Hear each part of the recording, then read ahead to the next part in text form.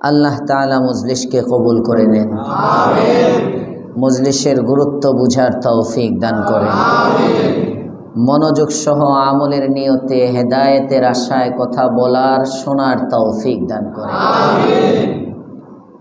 শুকরিয়া রব্বে করিমের দরবারে যার তৌফিকে আসতে পেরেছি, কালিমাতুশ শুকর পড়ি আলহামদুলিল্লাহ। আলোচনা চলছিল আল্লাহ পাক রব্বুল আলামিন বনি ইসরাইলকে লক্ষ্য করে বলতেছেন, আমিনু বিমা আনজালতু মুসাদ্দিকাল লিমা মাআকুম, তোমরা ঈমান নিয়ে আসো যা আমি অবতীর্ণ করেছি, যে কিতাব তোমাদের সাথে থাকা কিতাবের সত্যায়নকারী। ওয়ালা তাকুনু আউওয়ালা কাফিরিন বিহ, এবং তোমরা এর প্রথম অস্বীকারী হইও না। গত সপ্তাহে আমরা বলেছিলাম প্রথম অস্বীকারী হতে নিষেধ করেছেন। তার কারণ হলো প্রথমে যে গুনাহ, প্রথম যদি কোনো নেকি আবিষ্কার করে, নেকি চালু করে কোনো নেক কাজ, তো যতজন এই নেক কাজে অংশগ্রহণ করে সবার সওয়াব তার আমল নামায় হতে থাকে। ঠিক তদ্রূপ প্রথম যদি কোনো ব্যক্তি কোনো গুনাহের মধ্যে জড়ায়, এই পাপটা যত মানুষ করে সব পাপের একটা পার্সেন্টেজ, একটা ভাগ এর আমল নামায় আসতে থাকে। সুবহানাল্লাহটা যেমন সবাই বলছেন, নাউজুবিল্লাহ তো বললেন না, অথচ সুবহানাল্লাহর চেয়ে নাউজুবিল্লাহর গুরুত্ব বেশি। সুবহানাল্লাহ তো রবের প্রশংসা, আর নাউজুবিল্লাহ দোয়া একটা। নাউজুবিল্লাহ তার মানে আমি আল্লাহ তাআলার নিকট আশ্রয় চাচ্ছি, আল্লাহ যেন আমাকে এই দলের মধ্যে না নেন। এই জন্য নাউজুবিল্লাহ, আল আয়াজুবিল্লাহ এই শব্দটা কখন বলা হয়? যে জিনিসটা, যে কাজটা মানুষ করতে চায় না, যেটার থেকে মানুষ বাঁচতে চায়, সেক্ষেত্রে বলা হয় নাউজুবিল্লাহ, মানে আমি আল্লাহর আশ্রয় গ্রহণ করতেছি। আমরা দোয়াতে অবহেলা করি, দোয়া কমে যাইতেছে, দোয়া অবহেলা। সব ভালো লাগে, দোয়া ভালো লাগে না, ঠিক না বেঠিক? দোয়াটা বুঝা মনে হয়, অথচ দোয়ার দ্বারা আল্লাহ তাআলার সাথে বান্দার সম্পর্ক বাড়ে। একটা প্রবাদ আছে না, কায়া দেখলে মায়া লাগে, কায়া দেখলে মায়া লাগে। ডাক শুনলে ভালো লাগে, ডাক। আপনাকে কেউ ফোন করে তো আপনি তাকে ফোন করেন, এই ভাই আপনি তো আমার কোনো খোঁজ খবর নেন না, ব্যাপারটা কি? কয় 1 বছর হয়ে যায়, 1.5 বছর হয়ে যায়, তুমি আমার খোঁজ নিছো কয়দিন? ঠিক না বেঠি? তো বান্দা দোয়া করে মানে আল্লাহকে ফোন করে। আরো আস্তে কোন সুবহানাল্লাহ। ফোন দেয়, আল্লাহর সাথে সম্পর্ক হয়। যে বান্দা দোয়া যত বেশি করে, আল্লাহ পাক রব্বুল আলামিন এর রহমত তত বেশি তার কাছে থাকে। এজন্য দোয়া করবেন ইনশাআল্লাহ, দোয়া করবেন বেশি বেশি। অনেক দিন আগে আমল দিয়েছিলাম কমপক্ষে 10 মিনিট প্রতিদিন দোয়া করা। কমপক্ষে কয় মিনিট? 10 মিনিট প্রতিদিন দোয়ার ইহতেমাম করা। দোয়া নিরিবিলি, হ্যাঁ, নীরবে নির্জনে, যা দরকার। শুধু দুনিয়ায় চাওয়া না, শুধু দুনিয়ায় চাওয়া না, আখিরাতও চাওয়া। ইয়া আল্লাহ আমাকে দোয়া করার তৌফিক দাও, এটাও চাইতে হয়, এটাও চাইতে হয়। দোয়ার তৌফিক কে দিবেন? আল্লাহ। আল্লাহকে ডাকার তৌফিক দেন কে? আল্লাহ। তৌফিক ছাড়া হয় না, তৌফিক ছাড়া হয় না। আল্লাহ আমাদেরকে বেশি বেশি তাকে ডাকার তৌফিক দান করে।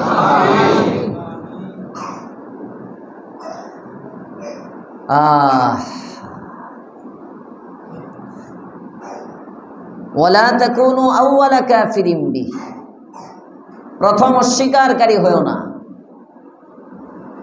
যদি প্রথম অস্বীকার করো, তোমার দেখা দেখি যারা অস্বীকার করবে, এই সব পাপ, এই পাপের ভাগ একটা তোমার আমল নামায় আসবে। আল্লাহ হেফাজত করেন, বলেন আমিন।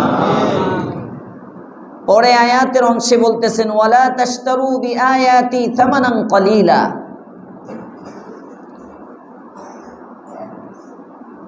তোমরা ক্রয় করো না, বিক্রয় করো না। ইশতেরা এটা ক্রয় করার অর্থও হয়, বিক্রি করার অর্থও হয়। এখানে হলো বেচো না। ওয়ালা তাশতারু, তোমরা বিক্রি করো না, বিআয়াতি, আমার আয়াতগুলোকে, থামানান কলিলান, স্বল্প মূল্যে। তার মানে কোরআনকে তোমরা দুনিয়া উপার্জনের মাধ্যম বানায়ো না।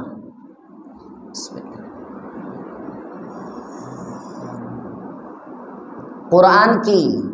হেদায়েতের গ্রন্থ। কোরআন রহমতের গ্রন্থ। কোরআন এটা শরীয়তের একটা মানুষের চলার জন্য একটা জীবন বিধান। কোরআন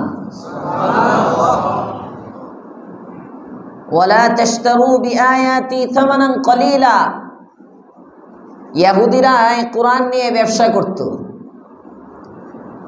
কিভাবে করত আসবে সামনে।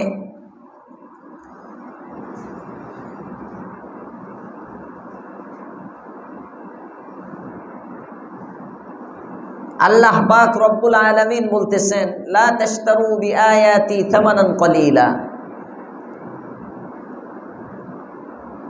এই বনি ইসরাইল, ইসরাইলের সম্প্রদায়, তোমরা আমার এই আয়াতগুলোকে কম মূল্যে বিক্রি করো না। এর আরেকটা ভাবার্থ করতে পারেন, তোমরা ধর্ম নিয়ে ব্যবসা করো না। বুঝতেছেন কথা? এখানে গত সপ্তাহে বলতেছিলাম ইমামে আজম আবু হানিফা রহমতুল্লাহি আলাইহি ঘুমাইতেছেন। কারা কারা হাত উঠান। হ্যাঁ, ঘুমাইলে উঠাইব কেমনে না? সজাগ কারা কারা দেখি হাত। সবাই সজাগ আছেন তো? গুরুত্বপূর্ণ মাসলা। এখন যদি ঘুমায়া যান পরে উল্টা বুঝবেন, এটা গিয়ে সমাজের মধ্যে ছড়াইবেন যে হুজুরে এটা বলছে। এজন্য ভালো করে তাজা হয়ে শুনেন। এমনিও আওয়ামের তাফসিরের মধ্যে মাসলা মাসাইলের আলোচনা বেশি না করা, এটা একটা উসুল। যতটুকু না হলেই না, বাকি আয়াতের সাথে সংশ্লিষ্ট যতটুকু না হলেই না ততটুকুই বলবো, যেটা মুফাসসিরিনে কেরাম কিতাবের মধ্যে এনেছেন। গভীরে আওয়ামের সামনে মাসলা বয়ান করতে না, এটা বক্তৃতার একটা উসুল, নীতিমালা। কারণ আম মানুষ এরা দুনিয়া ভালো বুঝে, আখেরাত কম বুঝে। এদের সামনে মাসলায় গাঠি বেঁধে বেঁধে প্রশ্ন নিয়ে খালি প্রশ্নের উত্তর। প্রশ্ন আসলো, একজন করলো, তুমি খুশুসি ভাবে জানো। একজনে শুনবে, তুমি না তোমারটা তুমি প্রশ্ন করছো, তুমি বুঝলা। এমনও কিছু প্রশ্ন থাকে আরেকজন শুনলে কিছুই বুঝবে না, এ উল্টা বুঝে তারপরে এটা ছড়াইতে থাকবে। এজন্য গভীরভাবে নিষেধ। বাকি এই আয়াত বোঝার জন্য যতটুকুন দরকার জাগ্রত থাকেন, ঘুমায়েন না। ওয়ালা তাশতারু বিআয়াতি থামানান কলিলা, এই আয়াতের ব্যাখ্যায় গত সপ্তাহে আমরা বলেছিলাম ইমামে আজম আবু হানিফা রহমতুল্লাহ আলাইহির মতে, মুতাকাদ্দিমিন ফুকাহায়ে কেরামের মত হলো আজান দিয়ে মাদ্রাসায় পড়ায়া, শিক্ষকতা করে মাদ্রাসায় পড়িয়ে, কোরআন শিক্ষা দিয়ে, ইমামতি করে, আজান দিয়ে, এগুলোর বিনিময় নেওয়া জায়েজ না না জায়েজ? ইমামে আজম আবু হানিফা রহমতুল্লাহ আলাইহির মত ছিল না জায়েজ। এটাও বলা হয়েছিল যে স্যার সাহেবের পার্টি তো খুব খুশি হবে যে এই যে আমাদের হজরত যেহেতু না জায়েজ বলে, এতদিনে হুজুর এতায়াতি হইতেছে। তো শরীয়তের ক্ষেত্রে একটা মূলনীতি দেখেন, পরে জায়েজ হলো কেন? মুতাআখিরিন ফুকাহায়ে কেরাম এটাকে জায়েজ বললেন কেন?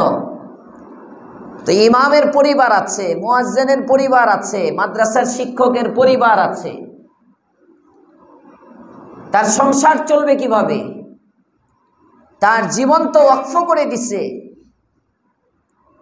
আজান দেওয়ার জন্য, তার জিন্দেগি তো ওয়াকফ ইমামতির জন্য, তার আলাদা কোনো পেশা নাই। সে ইমামতি, ইমাম, সে মুয়াজ্জিন, তার পেশায় মাদ্রাসায় পড়ানো, ওয়াকফ জিন্দেগি। সমাজের বর্তমানে সবচেয়ে অবহেলিত সেকশন, এর নাম হলো মাদ্রাসার শিক্ষকতা। আস্তে আস্তে কোনকেন, কারণ আপনারা ঠিক বলবেন কিভাবে, আপনারা তো জানেন না। সবচেয়ে অবহেলিত সেকশন। ইমামদের বেতনের বিরুদ্ধে আন্দোলন হয়। কোন কোন ওয়াইজ স্কলার তারা ইমামের বেতন বৃদ্ধির জন্য আওয়াজ উঠায়। এক মজলুম জাতি মাদ্রাসার শিক্ষক, তাদের পক্ষে কথা বলার কেউ নাই। ইমাম 5 ওয়াক্ত নামাজ পড়ায়া বাকি সময়টা ইচ্ছা করলে ব্যবসায় জড়াইতে পারে। ফজরের নামাজ পড়ায়া জোহর পর্যন্ত ইমামের কোনো দায়িত্ব নাই মসজিদের মধ্যে, নাকি আছে? কোনো দায়িত্ব নাই। ফজরের নামাজ পড়ে যদি উনি একটা দোকানদারি করে, দোকান খুলে, জোহর পর্যন্ত সে দোকানদারি করবে, জোহরের নামাজ আইসা পড়াবে, কোনো সমস্যা নেই। বরং ইমাম যদি চায় আওয়ামে যতক্ষণ ব্যবসা করে তার চেয়ে 3-4 ঘন্টা বেশি করতে পারবে। কারণ আওয়ামের ব্যবসা শুরু হয় 10টার থেকে, ইমাম স্টার্ট দিতে পারবে ফজর থেকে। কিন্তু আমাদের সমাজে ইমামের বেতন বৃদ্ধি করো, ইমামের বেতন বৃদ্ধি করো, এটারও আওয়াজ শোনা যায়। তো মজলুম জাতি মাদ্রাসার শিক্ষক মক্তব পড়াক, হেফজখানা পড়াক, আর সবচেয়ে নির্যাতিত হলো কিতাবখানার শিক্ষক। নির্যাতিত মানে অবহেলিত। মক্তবের উস্তাদেরও এখন ডিমান্ড হয়েছে, কারণ মক্তব বাড়ছে। শিক্ষক নট কইলে 50 টাকা 500 টাকা বাইরে যায়। হেফজখানার শিক্ষকের ডিমান্ড আছে, হেফজখানা ঘরে ঘরে হেফজখানা, উস্তাদ লাগে। তো কওমি মাদ্রাসা দাওরা পর্যন্ত মাদ্রাসা, ব্যাস। অথচ মাদ্রাসাগুলোতে উস্তাদরা সার্বক্ষণিক সময় দেয়, 24 ঘন্টা। 1 ঘন্টার জন্য উস্তাদ যেতে পারবে না। আর্মিও এত ডিউটি করে না মাদ্রাসার শিক্ষকরা যতটা ডিউটি করে। 24 ঘন্টা ক্লাস করাচ্ছে, 6টা ক্লাস, মনে হয় সকাল 7টা থেকে পড়ায়া 12টায় তো ওনার ক্লাস শেষ। কিন্তু না, এই 5টা ক্লাস করার জন্য তার আরো 5 ঘন্টা পড়তে হয়, প্রস্তুতি আছে। শুধু কি তাই না, কওমি মাদ্রাসার উদ্দেশ্য শুধু শিক্ষা না, দীক্ষাও। তালিম প্লাস তারবিয়া। একটা বাচ্চাকে ছাত্রাবাসে রেখে যদি উস্তাদ চলে যায়, এই ছাত্রটাকে আখলাকিয়ত শিক্ষা দিবে কে? এই ছাত্রটা যদি মাদ্রাসায় মোবাইল চালায়, তার মোবাইলটা জমা নিবে কে? ওর মোবাইল ধরবে কে? কি মোবাইল চালাইতেছে না পড়তেছে? কি নামাজ পড়তেছে, মাদ্রাসার ভিতরে আছে না বাহিরে গিয়ে টুটু কোম্পানির ম্যানেজারি করতেছে? এই সার্বক্ষণিক দেখভালের জন্য উস্তাদ সার্বক্ষণিক মাদ্রাসায় থাকে, আর কোনো পেশায় সে জড়াতে পারে না। বাংলাদেশের একটা সেকশন মাদ্রাসার শিক্ষকতা, যার পাশাপাশি অন্য কোনো কাজ করা যায় না। জিন্দেগিকে ওয়াকফ করে দিয়েছেন দিনের জন্য। এই ব্যক্তিটার সংসার কিভাবে চলবে? সে তো পড়াচ্ছে কোরআন, সে পড়াইতেছে কোরআনের ব্যাখ্যা। ইমামে আজম আবু হানিফা রহমতুল্লাহ আলাইহি যে বললেন জায়েজ নাই, বড় লোক ইমাম ছিলেন বলে ফতোয়া দিয়ে কবরে চলে গেলেন। গরিব মুসল্লিদের হালত কি, গরিব মুক্তাদিদের হালত কি? প্রশ্ন হয় না? এর জবাব হলো, ওই সময় এই ইসলামী অঙ্গন, ইসলামী শিক্ষাটা এখন যেমন ভার্সিটির শিক্ষা, দুনিয়াবী শিক্ষা, জেনারেল শিক্ষার জন্য রাষ্ট্রীয়ভাবে ব্যয় হয়, রাষ্ট্রীয়ভাবে স্কলারশিপ বলে ছাত্রদেরকে বই খাতা কলম টলম সব দেওয়া হয়। সরকারি শিক্ষক আছে, সরকারি শিক্ষকদেরকে সরকার থেকে বেতন দেওয়া হয়। জেনারেল শিক্ষা যেমন সরকার এটাকে প্রয়োজন মনে করে, ইসলামী খেলাফা যখন ছিল, রাষ্ট্রপ্রধান যখন ইসলাম ছিল, তখন ইসলামী শিক্ষাটা এরকম রাষ্ট্রীয় শিক্ষা ছিল। এটা একমাত্র রাষ্ট্রীয় শিক্ষার উপযুক্ত। কারণ মানুষকে মানুষ বানায় কেবলমাত্র কোরআনী শিক্ষা। এছাড়া কোনো শিক্ষা মানুষকে মানুষ বানায় না, কোন শিক্ষা মানুষকে মানুষ বানায় না। কোরআনী শিক্ষার দ্বারাই কেবল মানুষ হতে পারে। তো রাষ্ট্রপ্রধানদের দায়িত্ব ছিল তাদের প্রয়োজন পূরণ করা। ওই জামানার ইমাম সাহেবরা শুধু মসজিদ কেন্দ্রিক থাকতো, আর কোনো দায়িত্ব নাই। ওনার কাজ ইমামতি করবে আর মুসল্লিদের পিছনে মেহনত করবে। মুয়াজ্জিনের কাজ মুয়াজ্জিনই, তাদের ভাতা রাষ্ট্রের পক্ষ থেকে আসতো, বেতন। তাদের দায়িত্বভার ছিল রাষ্ট্রের কাছে। রাষ্ট্র দিত কোত্থেকে? এই জনগণের থেকে উঠাইতো কে? সবাই বলেন, উঠাইতো কে? রাষ্ট্র। আমাদের থেকে, জনগণ থেকে নিয়ে রাষ্ট্রপ্রধান। এখন এই যে প্রাইমারি স্কুলের বেতন, এটা তো সরকার দেয় না আপনারা দেন? সবাই বলেন, কে দেয়? সরকার দেয় না আপনারা দেন? সরকারের বাপের টাকা নাই এত, আমাদের টাকা নিয়ে সরকার দিচ্ছে। সরকার দিতেছে আমাদের ট্যাক্সের পয়সা। যত রাষ্ট্রীয় অবকাঠামো আছে সবগুলো আপনি আমার ট্যাক্সের পয়সায় চলে, এগুলো আমরা দেই, সরকার দেয় না। এত বড় শিল্পপতি সরকারটা কে আবার? নাই, জনগণের থেকে ট্যাক্স নিয়ে দিচ্ছে। ওই সময় এরকম সরকার জনগণ থেকে উঠায়া জনগণের টাকাটাই সরকার মাঝে মধ্যস্থতা করে ওই আলেম ওলামা মাদ্রাসার শিক্ষক তাদেরকে দিয়ে দিত। যেহেতু রাষ্ট্রটা ইসলামী ছিল, ইসলামী শিক্ষার গুরুত্ব ছিল। যখন ইসলামী শিক্ষার গুরুত্ব নাই, রাষ্ট্রের মধ্যে ইসলাম নাই, ইসলামী শিক্ষার গুরুত্ব কমে গেছে, তখন উলামায়ে কেরাম চিন্তা করলেন, এখন যদি এই ফতোয়ার উপরেই থাকা হয়, ইমামের বেতন জায়েজ নাই, মুয়াজ্জিনের বেতন দেওয়া যাবে না, তো সরকার তো দিবে না। তো এই মুয়াজ্জিনই ছাইরা ব্যবসায় নেমে যাব, আজান দেওয়ার লোক পাওয়া যাবে না। ইমামতি ছাইরা দুনিয়ার কোনো কাজে জড়ায় যাবে, ইমামতির লোক পাওয়া যাবে না। এভাবে শরীয়তের যে শিআর গুলো আছে, শিআরে ইসলাম, আজান শিআরে ইসলাম, নামাজ, ইমামত শিআরে ইসলাম, বেতন না পাইলে হুজুররা কোরআন শরীফ শিখাবে না।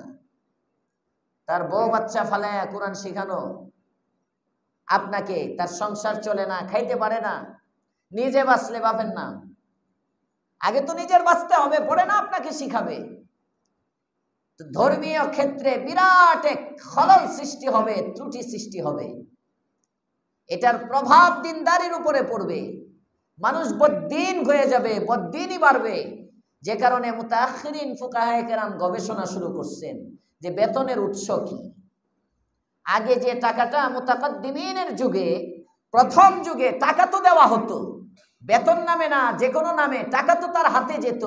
ওই টাকাটা যেত কিভাবে?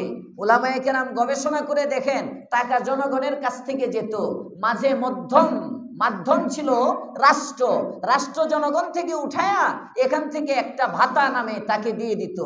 ঠিক আছে, তাহলে এখন আমরা মধ্যস্থতা করে উঠায়া জনগণের পক্ষ থেকে তাদেরকে দিয়ে দিই। আরো আস্তে কোন সুবহানাল্লাহ। ইমামতির বেতন জায়েজ না না জায়েজ? এখন বলেন জায়েজ না না জায়েজ? মুয়াজ্জিনের বেতন জায়েজ না না জায়েজ? মাদ্রাসায় পড়ায়া বেতন নেওয়া জায়েজ না না জায়েজ? আগেও জায়েজ ছিল, এখনো জায়েজ। আগে যারা দিত এখনো তারা দেয়, শুধু চেঞ্জ হয়েছে। সহজে বুঝবার জন্য আপনারা খুব সহজেই বুঝে ফেলবেন। বাংলাদেশে চাঁদাবাজি বন্ধ না চালু? আস্তে আস্তে কোন কেন? আওয়ামী লীগ তো গেছে গা, চাঁদাবাজি করে কাটা, কারো নাম কইেন না, খবরদার। কইবেন ফেরেশতা। চাঁদাবাজি, টেম্পো স্ট্যান্ডের চাঁদাবাজি আগের মতো চলতেছে, ট্রাক স্ট্যান্ডের চাঁদাবাজি আগের মতো চলতেছে, পরিবহন সেকশনের চাঁদাবাজি আগের মতো চলতেছে, বালু সিমেন্ট রোডের চাঁদাবাজি আগের মতো চলতেছে, সব চলে। সুরত কি? জায়গাটা, সিস্টেমটা চেঞ্জ হয়েছে। কথা বলেন না কেন? আগে যারা চাঁদাবাজি করতো এখনো তারাই করে। আরে মানে তার ওই জায়গাগুলোতেই হয়, ওইভাবেই হয়, পদ্ধতি ওইটাই, সিস্টেম চেঞ্জ হয়েছে। বেতনটা আগে যারা দিত এখনো তারাই দেয়, পদ্ধতিটা চেঞ্জ হয়েছে। আল্লাহ পাক আমাদেরকে বুঝার তৌফিক দেন, বলেন আমিন। এজন্য উলামায়ে কেরামের বেতন নেওয়া জায়েজ আছে। তাহলে হযরত জি সাদ সাহেবের ফতোয়া ভুল না সঠিক? সবাই বলেন না কেন ভুল? উনি ওই যে আগেরটা নিয়ে বসে রয়েছে, আগের প্রথমটা যে এটা উনি দেখছে, পরে যে কি এটা উনি দেখে নাই, এটার গভীরে যে কি এটা। কারণ গভীরে যাওয়ার জন্য তো কিছু পড়ালেখা করা লাগে। সাইকেল নিয়ে দৌড়াইছে, টুটু কোম্পানির ম্যানেজারি করছে, ছাত্র জামানায় বোধ টিউশনি করে বেড়াইছে, ভিতরে মাল পানি নাই, তো কি ফতোয়া বুঝবে? তবলিগের আমির হইতে তো বলো আলেম লাগে না? তবলিগের আমির হইতে কি আলেম লাগে? আমাদের বাংলাদেশে তো তবলিগের এলাকা ভিত্তিক কয়টা আলেম আমির, সব জাহেল। আসতে কোন কেন? জোরে বলেন ঠিক না বেঠি? जितना আমাদের পালনপুরি শাহ হুজুর বলতেন, जितना बड़ा জাহেল इतना बड़ा আমির, जितना बड़ा জাহেল इतना बड़ा আমির, যত বড় মূর্খ তত বড় আমির। পালনপুরি শাহ হুজুর বারহা বলছেন। আবার এক একজনের গেটআপ কি, আরে বাবারে বাবা, পাগড়ি ফুগড়ি লাগে মনে হয় আল্লামা ধর ধর, দইরা আর পারে না, পড়ালেখা নাই তো ধরবে কেমনে? আমার কি তাবলিগ বিরোধী মনে করতেছেন না তো? আবার করেন, মনে করলে কি যায় আসে। আবার আজকের আয়াতের তাফসিরে আছে, হক কথা যে ব্যক্তির কাছে তুমি কিছু পাওয়ার আশা করো, আশা রাখো, ওই ব্যক্তির সামনেও যদি তুমি হককে হক বলতে পারো তাহলে তুমি মুমিন,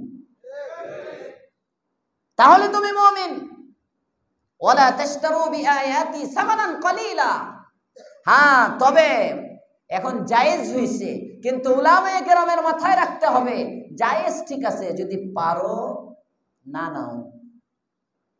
পারলে তুমি অন্য একটা কাজ করো। এজন্য হযরত হাফিজ জি হুজুর রাহমাতুল্লাহি আলাইহি বলতেন, ইলম কো মাকসাবা মত বানাও, इल्म को मकसबा मत बनाओ, मदारिस और मसाजिद को मकसबा मत बनाओ। হাফিজ জি হুজুরের কথা এগুলো। মাদ্রাসা মসজিদকে তোমার উপার্জনের মাধ্যম বানায়ো না, এটা যেন তোমার উপার্জনের মাধ্যম না হয়। মাদ্রাসা যেন তোমার উপার্জনের মাধ্যম না হয়, মসজিদ যেন তোমার উপার্জনের মাধ্যম না হয়। উপার্জনের মাধ্যম হিসেবে তুমি অন্য কিছুকে গ্রহণ করো। সুবহানাল্লাহ বলেন। কয়জন আলেম পাইবেন?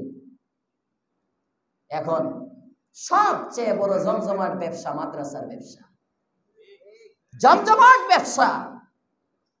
কারণ পড়াইতে গেলে তো আরেকজনের কাছে অধীনস্থ হয়ে ইন্টারভিউ দিয়ে ভিতরে গিয়ে চাকরি নেওয়া লাগে, আর মুহতামিম হইতে তো কারো অধীনে ধর্ণা দেওয়া লাগে না, ভিতরে মাল পানি না থাকলেও মুহতামিম হওয়া যায়। পরিচালক আমি প্রতিষ্ঠান করব, কোনো বিধি নিষেধ নাই, আমার যোগ্যতা থাকলেই কি না থাকলেই কি। আমার এক পৃষ্ঠা বাংলা লিখতে কলম ভাঙ্গে 3টা, আরবি লেখার তো প্রশ্নই আসে না। মুহতামিম আমি, প্রতিষ্ঠাতা, পরিচালক, মহাপরিচালক। জামিয়া নুরানি আমাদের আরশাদ মাদানী সাহেব হুজুর বলতেন, अब तो ऐसे ऐसे जामिया बन गए मकातिब भी जामिया हो गए। জামিয়া বলা হয় ইউনিভার্সিটিকে, এখন মক্তবের শুরুতেও মাদ্রাসার নামে থাকে জামিয়া। আল্লাহ আমাদেরকে বুঝার তৌফিক দেন, বলেন আমিন। এটা আপনাদের না, এগুলো আমাদের বোঝা দরকার। আমি আমার জন্য বলতেছি, মাদ্রাসা হবে, মাদ্রাসা ভালো, কিন্তু মাদ্রাসা যেন মাকসাবা না হয়। তুমি মাদ্রাসা করার আগে দেখো তোমার নিয়ত কি, কেন করতেছ মাদ্রাসা, কি কাজ হচ্ছে এই মাদ্রাসার দ্বারা। এই মাদ্রাসার উদ্দেশ্য যদি হয় উস্তাদ টুস্তাদ সবার বেতন দিয়ে 20,000 টাকাও যদি থাকে, এটা আমার একটা ইনকামে এড হলো, হারাম তোমার জন্য মাদ্রাসা করা, হারাম। মাদ্রাসা যদি তোমার উদ্দেশ্য হয় দ্বীনের ইশাআত, হক নিয়তে কাজ করো, তাহলে এটা দেখবা মাদ্রাসায় অভাব থাকবে। দারুল উলুম দেওবন্দে অভাবের জিন্দেগি। হজ্জাতুল ইসলাম কাসেম নানতুবি রহমাতুল্লাহি আলাইহি মাদ্রাসায় পড়ান, কিন্তু রিজকের জন্য উনি আলাদা লেখা শিখান, লেখা কাতেবগিরি করেন, কুতুবখানায় কিতাবত করেন, কিতাব বের হয় ওখানে উনি। আগে তো কম্পিউটার ছিল না, হাতে লিখতে হইতো। হযরত কাসেম নানতুবি হাতে লিখে লিখে মাসে 6 রুপি কামাইতেন, ওই 6 রুপি দিয়ে নিজের সংসার চালাইতেন। এগুলো আমাদের আকাবির ছিল। এই আয়াত ওয়ালা তাশতারু বিআয়াতি সামানান কলিলা, আমার উস্তাজে মুহতারাম হযরতে আকদাস মুফতি সাঈদ, কষ্ট হচ্ছে আপনাদের? হযরতে আকদাস মুফতি সাঈদ আহমদ পালনপুরি নাওয়ারাল্লাহু মারকাদা হযরত শুনাইছিলেন, আপনাদেরকে বারবার আমি শুনাইছি। 23 বছর পর্যন্ত মাদ্রাসার বেতন নিছে, এরপরে 23 বছরের বেতন উনি ফিরাইয়া দিছে। মনটাকে এমন বানাও, মন মানুষের ব্যবসা করছেন, আস্তে একটা ব্যবসা করার জন্যও তো কিছু পুঁজি লাগে, ব্যবসা করার জন্যও তো কিছু পুঁজি লাগে। প্রথম মাদ্রাসায় খেদমত করছেন, কয় টাকা বেতন পান? হযরত আমাদেরকে দর্শের মধ্যে শুনাইছেন, যে বেতন আমাকে রামদের মাদ্রাসার থেকে শিক্ষকতার প্রথম 9 বছর দিছে, ওই বেতনের অবস্থা ছিল মাসের প্রথম 10 দিন চাও চলে, তাও চলে, পানও চলে, চা আর পান দোনো চলতি হে। আর 11 তারিখ থেকে 20 তারিখ পর্যন্ত সির্ফ চা, পান চলে না, পান বন্ধ। মাসের শেষ 10 দিন চাও চলে না, মাসের শেষ 10 দিন চাও চলে না। ওই ব্যক্তিটা ওখান থেকে ফিকির, ওয়ালা তাশতারু বিআয়াতি সামানান কলিলা, আমার ইলমকে আমি মাকসাবা বানাবো না, দুনিয়া উপার্জনের মাধ্যম বানাবো না। কৃষকের ছেলে ছিলেন, কৃষকের ছেলে, বাবা এত বড় লোক না। ওখান থেকে নিজের বাগে যতটুকু জমি পাইছেন, ওই জমি বিক্রি করে ওই পুঁজি দিয়ে আস্তে আস্তে ব্যবসা গুছায়া 23 বছরে গিয়ে এতটুকু লাভ বরকত আল্লাহ তাআলা দিছেন। 23 বছর পরে মাদ্রাসার সমস্ত বেতন হিসাব করে ফেরত দিছেন। তার মানে ওনার সারা জিন্দেগিতে মাদ্রাসার 1 পয়সা খায় নাই। এটা ইলম, এটা সতর্কতা, এটা ইহতিয়াত। কারণ কোরআনে কারীমের আয়াতগুলো দেখলে ভয় হয়, না জানি আল্লাহ ধরে ফেলে, না জানি আল্লাহ ধরে ফেলে। কারণ সমস্ত নবীদেরকে বলছেন, লা বলো মা আসআলুকুম আলাইহি আজরা, আমি তোমাদের কাছে কোনো বিনিময়ে চাই না, আমি মাগনা শিখাই। সুবহানাল্লাহ বলেন। সমস্ত নবীদেরকে আল্লাহ বলছেন, কুল লা আসআলুকুম আলাইহি আজরা, কুল লা আসআলুকুম আলাইহি আজরা, ওয়া ইলা আদিন আখাহুম হুদা ক্বালা ইয়া কওমি ইবুদুল্লাহ মা লাকুম মিন ইলাহিন গায়রু আফালা তাত্তাকুন। এরকম ওয়া ইলা সামুদা আখাহুম সালিহা, সামুদ জাতির কাছে সালেহকে পাঠাইছেন, আদের কাছে হুদকে পাঠাইছেন। যত নবী আসছেন 19 নম্বর পারার মধ্যে, 8 নম্বর পারায় তো নবীদের আগমনের বর্ণনা, কার কাছে পাঠাইছেন। 19 নম্বর পারার মধ্যে সব নবী এসে বলতেছেন, লা আসআলুকুম আলাইহি আজরা, লা আসআলুকুম আলাইহি আজরা, আমি তোমাদের কাছে কোনো বিনিময় চাই না, আমার বিনিময় তো দিবেন যিনি, তিনি আমার আল্লাহ। এজন্য ইলমকে মাকসাবা না বানান, নিজের সন্তানকে আলেম বানান। সামর্থ্যবান যারা আছেন তারা সন্তানকে আলেম বানান। খালি ডাক্তার বানায়েন না, ইঞ্জিনিয়ার বানান, একটা আলেম বানান। যার পিছুটান নাই এমন আলেম দরকার, যার আর্থিক পিছুটান নাই এমন আলেম সমাজে দরকার। বুক ফুলায়া কথা বলতে পারবে, বড় গলায় আওয়াজ করতে পারবে, এ ধরনের লোক যারা ইলমকে ব্যবসার জন্য গ্রহণ করবে না, এমন আলেম দরকার। মাদ্রাসায় ভর্তি করে বড় লোক গরিব হয়ে যায়। স্কুলে কোচিং ফি দেয় 9,000 টাকা, 7,000 টাকা, মাদ্রাসায় লেখাইব 2,000 টাকা। জাকাত আছে মাদ্রাসার মধ্যে। মাদ্রাসায় ভর্তি করলেই মন মানসিকতা চেঞ্জ করেন। আমাদের আকাবির ও আসলাফ খরচ করে করে পড়ছেন। যাদের সামর্থ্য আছে খরচ করো ইলমের জন্য, ইলমের জন্য খরচ করো। ইলমের জন্য খরচ করলে আল্লাহ সদকার সওয়াব দেয়। গত সপ্তাহে বলতেছিলাম, ওয়ালা তাশতারু বিআয়াতি সামানান কলিলা। এই আয়াতের মধ্যে একটা বড় শিক্ষা, ইলমকে দুনিয়াদারদের কাছে নেওয়া যাবে না। তুমি আলেম, তুমি দুনিয়াদারদের পিছনে ঘুরতে পারো না। তোমার একটা শান আছে, তোমার একটা মান আছে, তোমার কাছে দুনিয়াদাররা আসবে। ওয়ালা তাশতারু বিআয়াতি সামানান কলিলা মানে কি? আমি একটা রিসিপ্ট নিয়ে আমি সভাপতির পিছনে দৌড়াইলাম, আমি একটা রিসিপ্ট নিয়ে আমি সেক্রেটারির পিছনে দৌড়াইলাম, আমি একটা রিসিপ্ট নিয়ে একজন শিল্পপতির পিছনে দৌড়াইলাম, নিজের ইজ্জত বাদ দিয়ে আমি টাকার জন্য দুনিয়াদারের দেখা আমি দাঁড়ায় গেলাম। আরে বাবা রে বাবা, তাহলে লা তাশতারু বিআয়াতি সামানান কলিলা, একটা দুনিয়াদারের কাছে আমার ইলমটাকে কেমন যেন আমি ছোট করে ফেললাম। এজন্য ইমামে বুখারী রাহমাতুল্লাহি আলাইহি এইগুলো এখনকার বাচ্চারা পড়ে না, যে কারণে তাদের দিল বড় হয় না, পড়ালেখা ছেড়ে দিছে, খালি মোবাইল। আকাবিরদের জীবনী পড়ে না বর্তমানের মাদ্রাসার ছাত্ররা, আকাবিরদের জীবনী পড়ে না। জীবনী না পড়লে বুঝবে কিভাবে বড়রা কেমন ছিল, রূহ আসবে কোত্থেকে? শাইখুল হাদিস জাকারিয়া রাহমাতুল্লাহি আলাইহির আত্মজীবনী আছে, আবৃত্তি, ওই যে ফাজাইলে আমলের শাইখুল হাদিস সাহেব, শাইখুল হাদিস জাকারিয়া রাহমাতুল্লাহি আলাইহির আবৃত্তি, এটা সমস্ত মাদ্রাসার ছাত্রদের পড়া ফরজ। আমি বলি ফরজ তো আর শরীয়তের বিধান না, এটা গুরুত্ব বোঝানোর জন্য বললাম। এটার দ্বিতীয় খণ্ডে হযরত লিখছেন আলেমের শান কেমন হওয়া চাই, আলেম কেমন হবে। ইমামে বুখারী রাহমাতুল্লাহি আলাইহি তৎকালীন গভর্নর ফোন করছেন ইমাম বুখারীর কাছে, টেলিফোন তো নাই, মানে চিঠি লিখছেন, খবর পাঠাইছে, বলতেছে আমার দুইটা বাচ্চা আছে, বাচ্চাগুলোরে তুমি পড়াইবা আমার বাসায় আইসা টিউশনি। ইমাম বুখারী রাহমাতুল্লাহ আলাইহি বলেন ইলমের দাম এত কমে নাই, পানির যার পিপাসা লাগে কল কখনো তাকে গিয়ে পানি দিয়ে আসে না, পানির পিপাসিত ব্যক্তি কলের কাছে যাইতে হয়। তোমার ছেলের যদি ইলম দরকার হয় আমি তার কাছে যাব না, সে আমার কাছে আসবে। এটি কইতে বুকের পাঠা লাগে। ইমামে বুখারী এবার শাসক বলে ঠিক আছে পাঠামো, তবে একটা কাজ কইরো, ওদের জন্য আলাদা একটু সময় দিও। বাদশার পোলা যেমন তেমন বাচ্চার সাথে মিশতে পারে না, আছে না বড় লোকের ছেলেদেরকে মাদ্রাসায় ভর্তি করে খাট লাগে, পালং লাগে, কত কি লাগে, ওরে বাবা রে বাবা।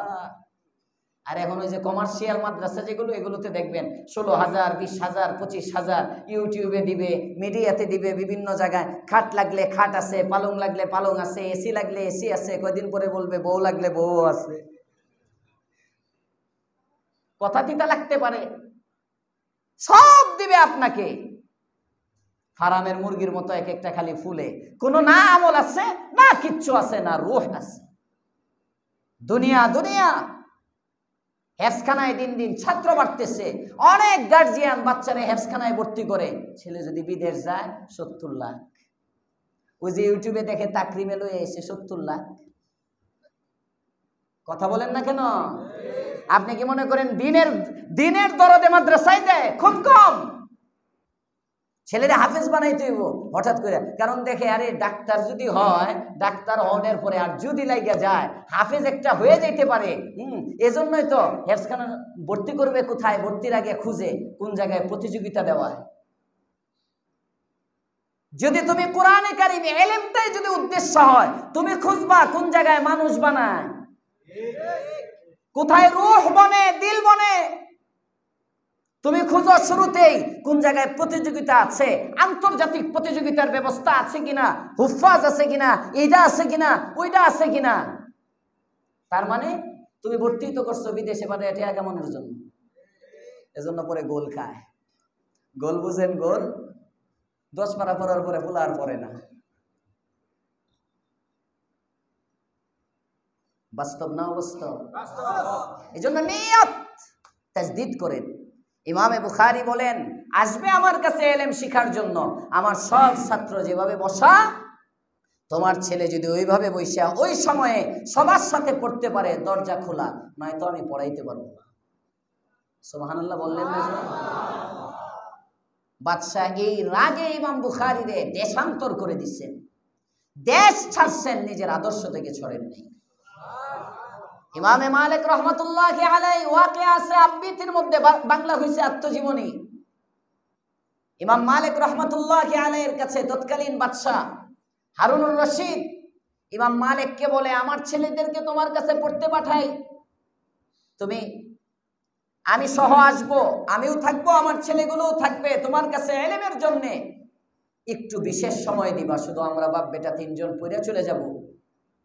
আবৃত্তির দ্বিতীয় খণ্ডে আছে ইমাম মালিক রহমাতুল্লাহ আলাইহি বলেন, ওহো, ইলম সবার জন্য উন্মুক্ত, আম, সবাই যখন আসবে দরজা খোলা, ভিআইপিদেরকে আমি পড়াই না। এখন তো টিউশনির মধ্যেও ভাগ আছে, ভিআইপি টিউশনি, ভিভিআইপি টিউশনি। কথা বলেন না কেন? জাগাত জাগাত, হুজুর টাকা কত লাগে? আমার ছেলেকে অমুক সময় আসবেন, এটা করবেন সেটা করবেন, আরে কত বিধি নিষেধ টিষেধ দিয়ে, মানে হুজুরের মনে হয় 5,000 টাকা কিনে লাইছে। আমার মনে পড়ে আমি যখন হেফজখানা শেষ করছি, আব্বু মিরপুর বাইতুস-সালাম মাদ্রাসার মুহতামিম, তখন এক ব্যক্তি আসলো। আব্বু আমার শুক্রবার সকালে, আমি বাসায় আসি বৃহস্পতিবারে 2 সপ্তাহ পর পর। আম্মু ফোন করছেন, আব্বু ফোন করছেন আম্মুকে, ফোন করে বলতেছে, আব্রারে পাঠাও তো। মাদ্রাসার পাশেই বাসা ছিল, 2-3 বিল্ডিং পরে আমি গেলাম। যাওয়ার পরে আব্বু পরিচয় করে দিতেছেন, তোমার আঙ্কেল। সালাম মুস্তাফা হইল। তো বলতেছে, খুব ভালো মনের মানুষ, হ্যাঁ, আজকেও আমাকে মাত্র 50,000 টাকা হাদিয়া দিছে, হাদিয়া নিয়ে আসছে। ওখানে বাড়ির মালিক, ফ্ল্যাটের মালিক মিরপুর পল্লবীতে। এটা মনে করেন আরো 18-20 বছর আগে 50,000 টাকা হাদিয়া দিছে। এটা তো একটা ডিমান্ডওয়ালা লোক না? পরে বলে যে, আব্বু তোমার তো ওই যে একটু কষ্ট করতে হবে, তোমার আঙ্কেল আমার কাছে আবদার নিয়ে আসছে, যদি আপনার ছেলের তেলাওয়াতটা আমার কাছে ভালো লাগে, তো আমার ছোট্ট একটা বাচ্চা আছে, এই বাচ্চাটাকে, এখন তো রমজানের ছুটি হবে কয়দিন পরে, এখন তো মাদ্রাসায় থেকে, মাদ্রাসার সামনের গ্যাপে একটু যদি কায়দাটা পড়াইয়া দিত, বা শুরুটা আপনার ছেলের হাতে করতাম, এখন কি করবা? আমি বলছি, আমি পড়াইতে পারবো, যখন ছুটি হয় আমার বাসায় যদি আঙ্কেল নিয়ে আসে, আমি বাচ্চাকে পড়াইয়া দিই। সুবহানাল্লাহ বলেন না তো? আপনার ফুলা হইলে তো চিন্তা করতো, বাপরে 50,000 দিছে, বাপে তো আর পড়ায় না, আমি পড়াইলে তো 1 লাখ পাবো, যাই তাতে। ওই যে আগের থেকে আকাবিরদের জীবনী পড়ে শুনি, দেমাগ ছোটবেলাতে এমন কোন দুনিয়াদারের পিছনে, তোমার কোটি টাকা থাকতে পারে, আমার ইলম আছে। তোমার কোটি কোটি টাকার সম্পদ থাকতে পারে, আমার ইলমের সামনে তোমার এই সম্পদ কিছুই না। আমি যদি সূরা কাউসারটাও জানি, আমি যদি সূরা ইখলাসটাও জানি, আমি জান্নাতের মালিক। এজন্য মাক্কি ইবনে হাজার আল হাইতামি বলতেন, বারবার বলতেন, মা ইয়াফআলু বি আ'দাই, আমার শত্রুরা আমার কি ক্ষতি করতে পারবে, আমার শত্রুরা আমার কি ক্ষতি করতে পারবে, ওয়াল জান্নাতু ফি কলবি, জান্নাত তো আমি মাক্কি ইবনে হাজার আল হাইতামি আমার কলবে নিয়ে ঘুরি। সাগরেদরা জিজ্ঞাসা করে, হুজুর জান্নাত এত বড়, এটা আবার কলবে নিয়ে ঘুরেন কেমনে? কয়, বেটা আমি কোরআনের হাফেজ, কোরআন যে দিলের মধ্যে আছে, এটা তো শুধু দুনিয়ার বাদশা না, এটা আখিরাতেরও বাদশা। ও আলেম, ছাত্র যদি 1-2 জন থাকো, আপনারা ছাত্রের অভিভাবক যদি কেউ থাকেন, আপনার বাচ্চাকে বুঝান। অভিভাবকরা হীনমন্যতায় ভোগে, হায় মাদ্রাসায় দিলাম, কি কেন হীনমন্যতা? আপনি কপাল, আপনি জান্নাতের বাদশার বাপ, আপনি জান্নাতের বাদশার বাপ।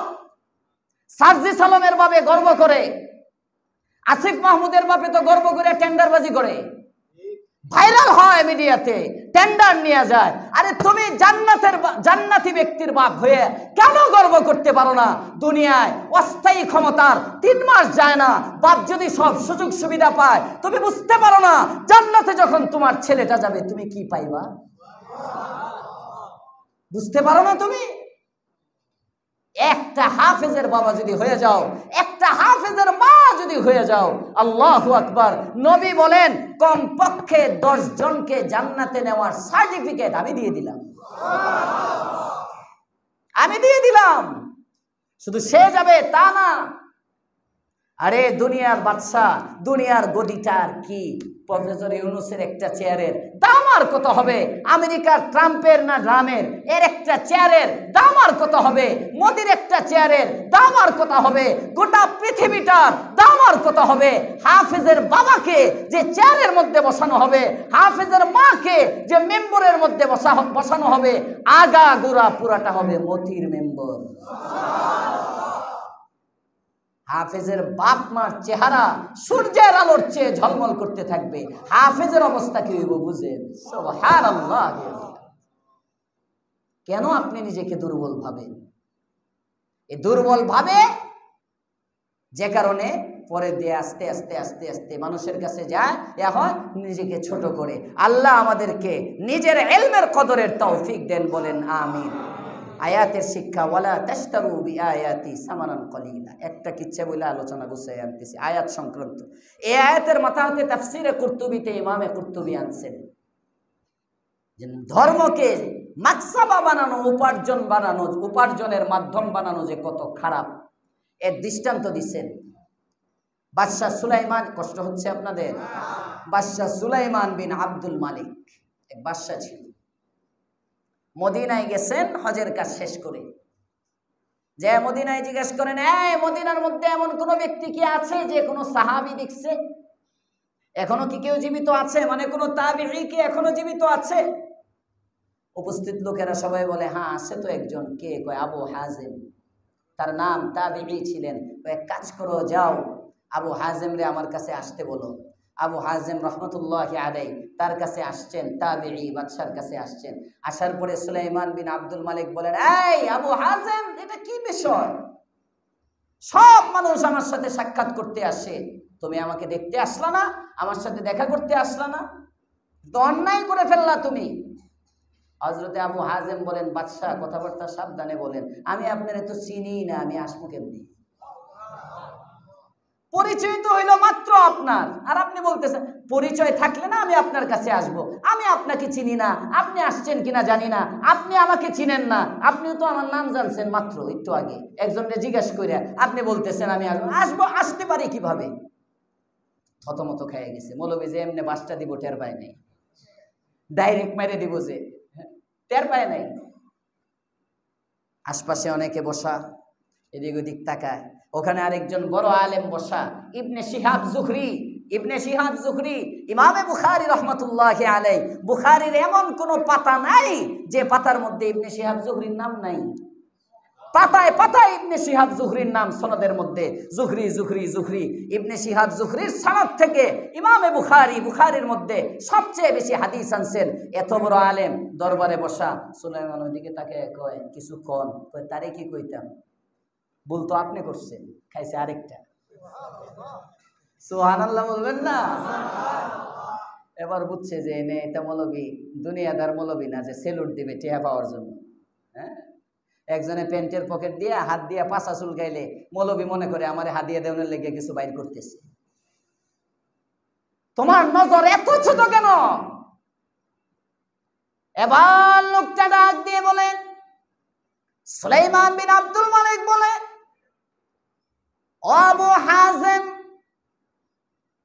তোমাকে আমি কিছু প্রশ্ন করব, উত্তর দিবে। কয়, হ্যাঁ করো। কয়, 1 নম্বর প্রশ্ন, আমি মৃত্যুকে অপছন্দ করি।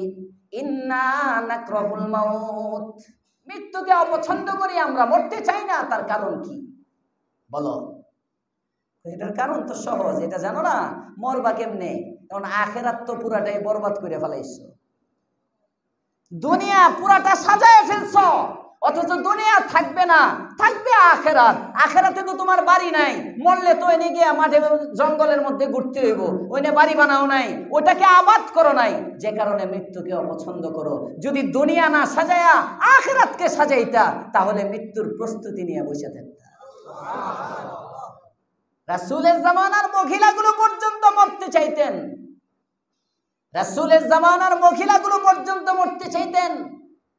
উহুদের যুদ্ধে আল্লাহর পয়গম্বরকে সবচেয়ে বেশি প্রটোকল, বুঝছেন ইংরেজি? হ্যাঁ, প্রটোকল, ঠিক আছে, ওই যে লাগছে, ওই যে আশপাশে যারা থাকে আর কি, পাহারা দিয়ে, মানে যেন ক্ষতি করতে না পারে। হ্যাঁ, এখন যেমন সমন্বয়কদেরকে প্রটোকল দিতেছে না অনেকেই, ঘেরাও করে আন্দোলন হইতেছে গতকাল ক্ষেত্রে। হ্যাঁ হ্যাঁ হ্যাঁ, পানি দিয়ে আরামে সবকিছু যেন ঠান্ডা মাথায় আন্দোলন করতে পারে। হ্যাঁ, এরকম রাসূলকে উহুদের যুদ্ধে সবচেয়ে বেশি প্রটোকল যিনি দিয়েছিলেন, উনি কোনো পুরুষ ছিলেন না, উনি ছিলেন একজন মা। আরো আসতে কোন সুবহানাল্লাহ। কারণ মহিলাদের প্রশংসা হইতেছে তো। আগামী সপ্তাহে ইনশাআল্লাহ ওই মার ইতিহাস শোনাবো, আল্লাহ যদি হায়াতে বাঁচায়। আজকে ওইদিকে গেলে এটা বলা যাবে না। সুলাইমান ইবনে আব্দুল মালিক আবু হাজিমকে বলেন, ঠিকই বলছো, আচ্ছা আখিরাতকে সাজানো এটা, আচ্ছা বলো তো, আখিরাতে এক ব্যক্তি, আখিরাতে আমাদের উপস্থিতিটা হবে কিভাবে? কেমনে উঠবে আখিরাতে মানুষগুলো?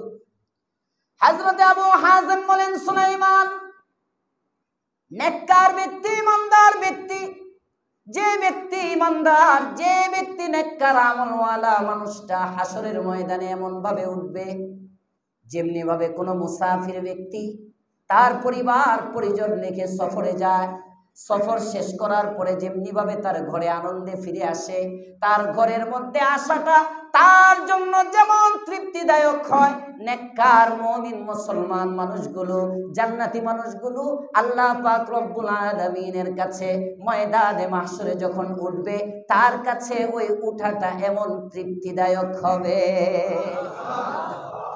আর গুনাহগার উঠবে কেমন?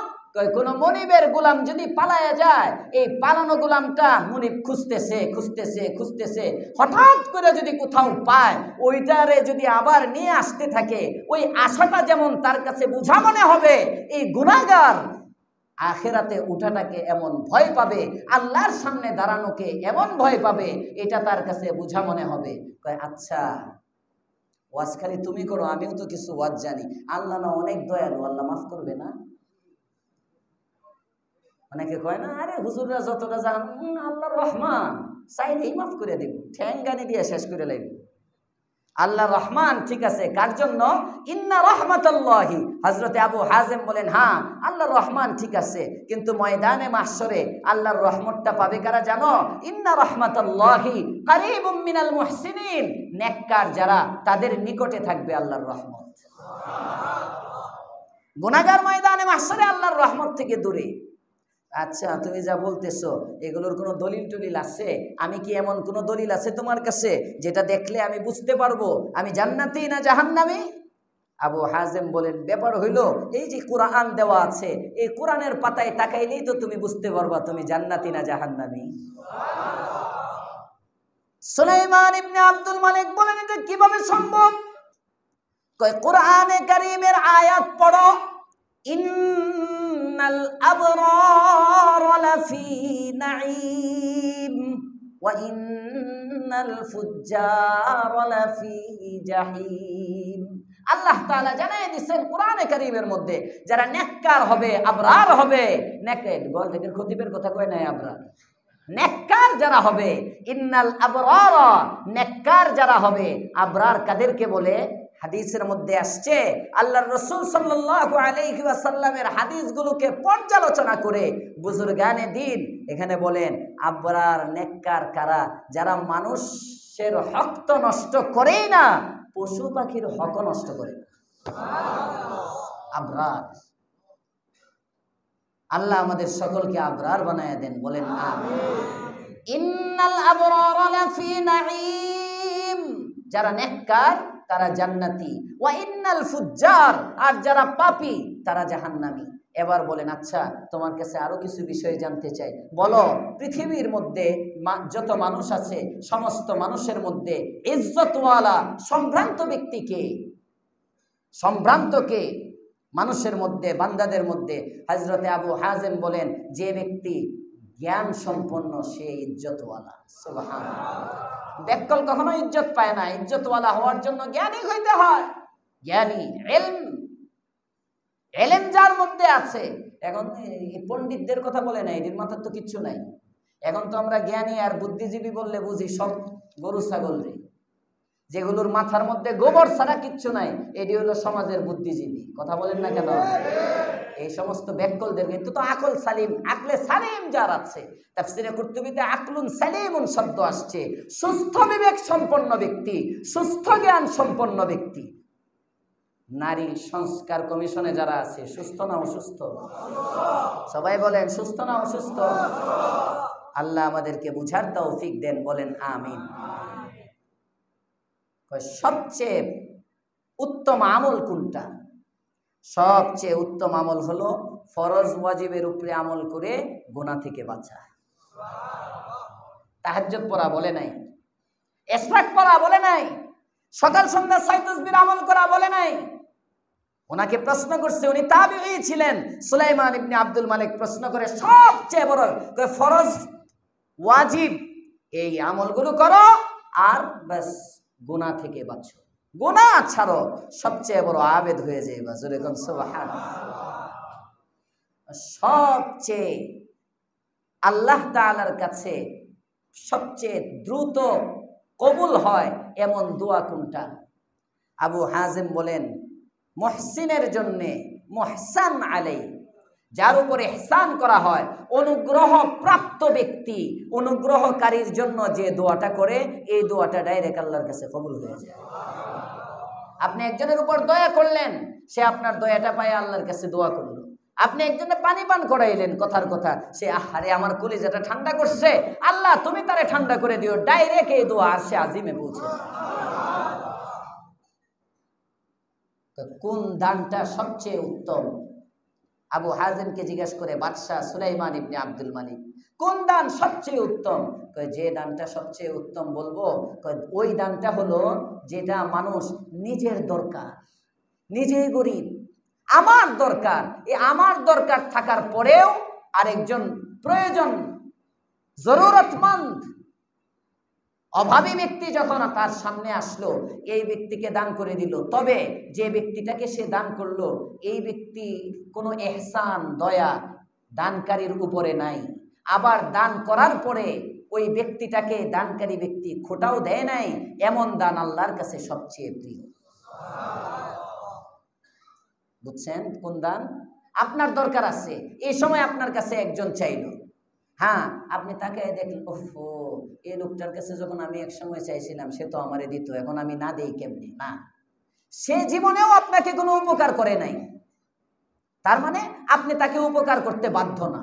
আবার আপনি যখন উপকার করলেন, উপকারের পরে তোরে কেউ দিল না, আমি দিলাম, এই খোটাটাও দিয়ে দানকে নষ্ট করলেন না, এই গুণগুলো যদি থাকে, এই দানটা আল্লাহর কাছে সবচেয়ে প্রিয়। সুবহানাল্লাহ। জিজ্ঞেস করে, আচ্ছা কোন কথাটা সবচেয়ে শ্রেষ্ঠ কথা? জালেম অথবা এমন কোন ব্যক্তি যার থেকে তুমি পাওয়ার আশা করো, কিছু পাইবা, তোমার চাকরি চলে যেতে পারে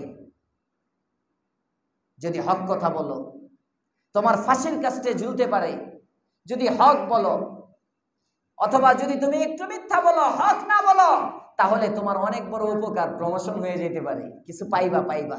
এমন ব্যক্তির সামনেও দাঁড়ায়া হক কথা বলতে পারা, এই কথাটা আল্লাহর কাছে সবচেয়ে পছন্দ। কোন ব্যক্তি সবচেয়ে জ্ঞানী? যে ব্যক্তি ইবাদতের মধ্যে জীবন কাটায় সে সবচেয়ে জ্ঞানী। কোন ব্যক্তি সবচেয়ে নির্বোধ? নির্বোধ হলো ওই ব্যক্তি যে আরেকজনের উপর জুলুম করতে তার ভাইকে সহযোগিতা করে, জুলুম করতে সহযোগিতা করে, মানে নিজে জুলুম করে না, জুলুম করতেছে আরেকজনে। মনে করেন জমি দখল করতেছে একজনেরটা ফয়সালে, কথার কথা, একজনের জমি দখল করতেছে কে? ফয়সালে। এখন আবু সাইদ কয়, ভাই আমি আছি আপনার সাথে, এই জমিটা দেশ না কেন? জমি কিন্তু হ্যাঁ কিচ্ছুই পাইতো না, ভোট করবে পুরাটা ফয়সাল, ফাঁকে সে হুদাই জুলুমের মধ্যে সহযোগিতা করলো। বুঝছেন জিনিসটা? আমাদের সমাজে আছে না নাই? বহু আছে, এরকম বহু আছে। এটা সবচেয়ে বোকা, সবচেয়ে বোকা। সুলাইমান ইবনে আব্দুল মালিক বলেন, আমারে কিছু ওয়াজ করো, আমাকে একটা উপদেশ দাও তুমি। আবু হাজেম বলেন, এই শোনো, তোমার বাপ দাদা কিন্তু জোর দখল করে ক্ষমতা নিছিল। সুবহানাল্লাহ বলবেন না? ডাইরেক্ট বলতেছে, ভাই তোমার আব্বা জবরদখল করে মানুষের উপর জুলুম করে এই ক্ষমতা নিছে, খবরদার এটা উম্মতের কাছ থেকে তুমি মাফ নিয়ে নিও। সুবহানাল্লাহ। পাশের থেকে চাটুকার তো কিছু থাকে দরবারের মধ্যে, একটা কয়, এই কি বলেন? বাদশা ভালোভাবে নির্বাচনের ভোট করে জিতলো, হ্যাঁ, রাতের ভোটে, দিনের ভোটে, একেবারে স্বচ্ছ নির্বাচনে উনি ক্ষমতায় আসছে। এরকম চাটুকার তো কিছু সব দলেই থাকে। এটা পাশের থেকে দাঁড়াইলে সুলাইমান ইবনে আব্দুল মালিককে আবু হাজেম বলতেছে, তুমি চুপ থাকো, আমি যেটা বলছি এটাই ঠিক, হক। বাদশা তাকে থামাইয়া দিয়েছেন, থামাইয়া বলে, আপনি আমাকে একটা উপদেশ দেন। উপদেশ হলো আল্লাহকে ভয় করো, অহংকার বর্জন করো, মানুষের উপর দয়া করো। আমার জন্য একটা দোয়া করেন। দোয়াটাও কি? কাঠা দোয়া। আল্লাহ, এই সুলাইমান যদি হক পথে চলে, ও যদি তোমার শরীয়তের উপর চলে, তাহলে তুমি তারে রহমত করো। আর যদি সে তোমার শরীয়তের উপর না থাইকা থাকে, এর চুলটি ধইরা তুমি তোমার শরীয়তের উপর তারে উঠাইয়া দাও। নাসিয়াতুন শব্দ আসছে মানে চুল, এই সামনের চুল, তো চুলে ধইরা তুমি তারে তোমার গোলাম বানায়া দাও। যেরকম সুবহানাল্লাহ। বাদশাহ হারুনুর সুলাইমান ইবনে আব্দুল মালিক বলেন, এই আপনি আমার সাথে থাকেন। কয় আমি যদি তোমার সাথে থাকি, তোমার এই চাকচিক্য এই দুনিয়ার এই সমস্ত জিনিসগুলো দেখে এটার ভালোবাসা আমার দিলের মধ্যে আসবে, আমার আখিরাতের প্রেম কমে যাবে, আমার আখিরাত ক্ষতিগ্রস্ত হবে। আমি দুনিয়াদের সাথে থাকি না। কয় আমার তোমার কোনো প্রয়োজন আছে? কয় হ্যাঁ একটা প্রয়োজন আছে। কয় তাহলে বলো প্রয়োজনটা কি, আমি সেই প্রয়োজনটা পূরণ করে দিব। আবু হাজেম বলে, সুলাইমান আমার একটাই জরুরত, জাহান্নাম থেকে মুক্ত হয়ে জান্নাতে প্রবেশ করা, আমার প্রয়োজনটা পূরণ করে দাও। আল্লাহু আকবার। সুলাইমান ইবনে আব্দুল মালিক বলে, এটা তো আমি পারবো না। চলে গেছে মজলিস থেকে। যে কারণে এই কিচ্ছাটা তাফসীরে কুরতুবী ওয়ালা আনছেন। এখন হলো মূল। বাদশাহ এবার হুজুরের জন্য 100 স্বর্ণ মুদ্রা হাদিয়া পাঠিয়েছে। কত? 100 স্বর্ণ মুদ্রা, কয়েক কোটি টাকা হইল। কয়েক কোটি টাকা হাদিয়া পাঠাইছেন। পাঠানোর পরে হাদিয়ার থলিটা হযরতে আবু হাজেম ফেরত পাঠিয়ে দিয়েছেন। পাঠিয়ে বলতেছেন, এই বাদশাহ আপনি যদি এটা আমাকে যে আপনি এটা দিলেন, আমার মতো তো আরো আলেম আছে। আপনি কি সবাইকে 100 স্বর্ণ মুদ্রা করে দিয়েছেন? যদি সবাইকে আপনি 100 স্বর্ণ মুদ্রা করে দেন, আমি এটা রাখবো। আর যদি সবাইকে 100 স্বর্ণ মুদ্রা আপনি না দেন, তাহলে বোঝা গেল আমাকে এটা দিচ্ছেন, আমি যে এতক্ষণ আপনাকে ওয়াজ করে বুঝাইছি এই জন্য দিচ্ছেন। এইটাই যদি হয়, তাহলে আপনার এই 100 স্বর্ণ মুদ্রা আমার কাছে শূকরের গোশতের চেয়েও নিকৃষ্ট। এর চেয়ে শূকরের গোশত আমার কাছে ভালো। ইমামে কুরতুবী বলেন, আবু হাজেম তাবিঈ ছিলেন। উনি যে বাদশাহ সুলাইমান বিন আব্দুল মালিককে বলল, এর চেয়ে শূকরের গোশত আমার কাছে ভালো, এর দ্বারা বোঝা গেল কোরআন এবং হাদিসকে দুনিয়া অর্জনের মাধ্যম বানানো যাবে না, আখিরাত কামানোর মাধ্যম। আল্লাহ আমাদেরকে কোরআনের ইজ্জত রক্ষা করে আখিরাত অর্জনের তৌফিক দান করেন। আমিন। ওয়া আখিরু দাওয়ানা আলহামদুলিল্লাহ।